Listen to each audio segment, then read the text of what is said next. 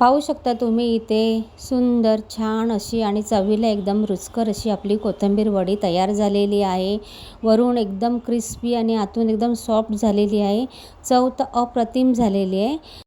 नमस्कार मंडळी, मी प्रमिला तेलंग, प्रमिलाज वर्ल्ड या माझ्या यूट्यूब चॅनलवर मी तुमच्या सर्वांची खूप खूप मनापासून स्वागत करीत आहे। रेसिपीला सुरुवात करायच्या आधी चॅनलवर नवीन असतील तर त्यांनी चॅनलला सबस्क्राईब करायला विसरू नका। चॅनलला सबस्क्राईब करा आणि व्हिडिओ पूर्ण बघा। पाहू शकता तुम्ही इथे मी छान अशी हिरवीगार कोथिंबीर घेतलेली आहे। ती 3 ते 4 पाण्याने छान धुवून घेतली, मिठाच्या पाण्यात धुवून घेतली। पावसाचे दिवस आहेत तर मिठाच्या पाण्यामध्ये पालेभाज्या वगैरे सर्व छान असं धुवून घ्यायचं, म्हणजे त्याच्यावरचे जीवजंतू मरून जातात। तर आपण इथे कोथिंबीर वडी करणार आहोत ना, तर त्यासाठी बघा आपण एक ठेचा बनवणार आहोत। तर 4 ते 5 हिरव्या मिरच्या घेतल्या, 7-8 लसणाच्या पाकळ्या आणि थोडंसं आलं आणि पाव ते अर्धा चमचा जिरं घेतलेले आणि ते छान अशी आपण चटणी मिक्सरच्या भांड्यामध्ये वाटून घेतलेली आहे। आणि आता आपण ना कोथिंबीर असा बारीक असा कट करून घेऊया। पाहू शकता तुम्ही कोथिंबीर एकदम गावरान आहे। कोथिंबीर कट करतानाच त्याचा सुगंध एवढा छान असा सुटलेला आहे ना, भरपूर असता। तर इथे अशी बारीक कोथिंबीर मी कट करून घेतलेली आहे।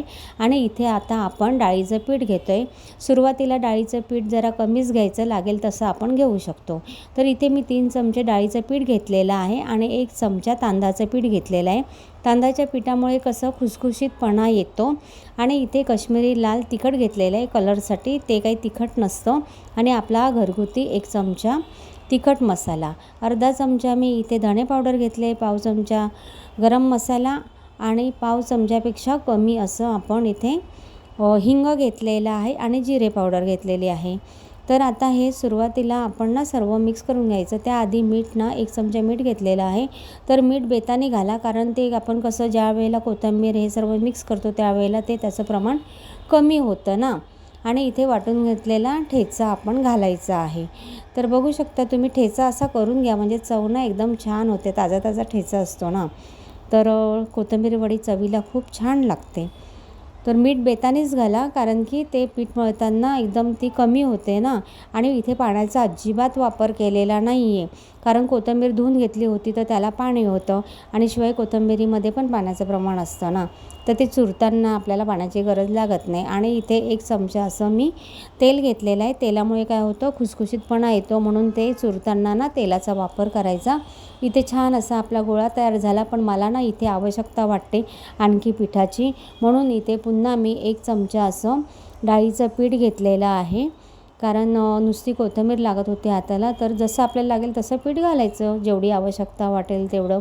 तर इथे मी 1 चमचा असं डाळीचं पीठ त्यात मिक्स केलं आहे आणि छान असा गोळा तयार करून घेतलेला आहे। बघू शकता तुम्ही।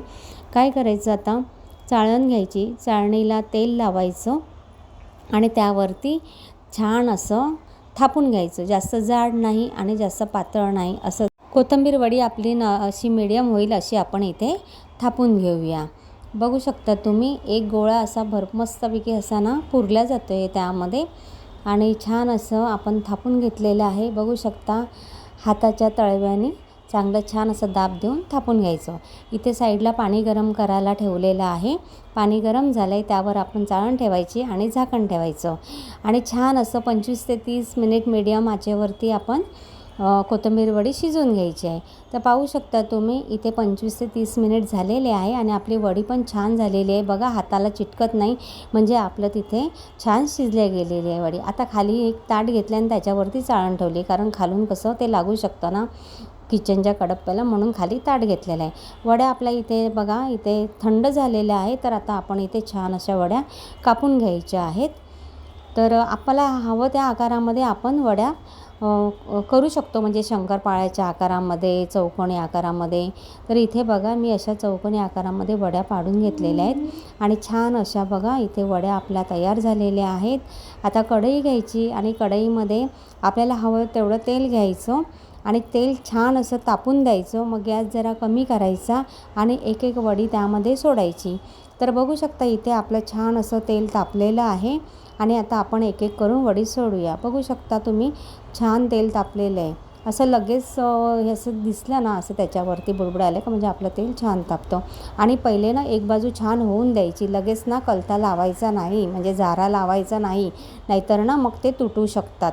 म्हणून जरा ना सेट होऊन द्यायचं 5 मिनिट तेलामध्ये वड्या आणि मगच पलटी करायच्या. तर बघा इथे दुसरी बाजू पण आपली छान झालेली आहे आणि इथे खुसखुशीत अशा आपल्या वड्या छान तळल्या गेलेल्या आहेत. आता एक एक करून आपण इथे सर्व वड्या अशा तळून घेऊयात आणि वरून एकदम अशी खुसखुशीत आणि आतून एकदम सॉफ्ट अशा वड्या तयार झालेल्या आहेत. बघू शकता तुम्ही, झटपट होणारी रेसिपी आणि अगदी साधी आणि सोपी रेसिपी आहे. व्हिडिओ आवडल्यास लाईक करायला विसरू नका. धन्यवाद.